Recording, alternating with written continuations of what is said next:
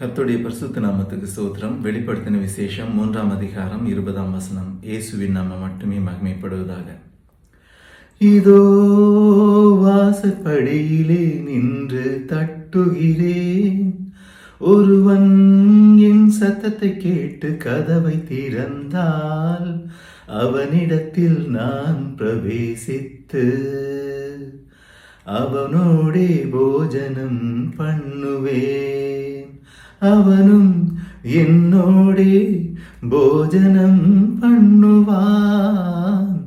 இதோ வாசற்படியிலே நின்று தட்டுகிறேன், ஒருவன் என் சத்தத்தை கேட்டு கதவை திறந்தார் அவனிடத்தில் நான் பிரவேசித்து அவனோடே போஜனம் பண்ணுவேன், அவனும் என்னோடே போஜனம் பண்ணுவான். கர்த்தர் நல்லவர்.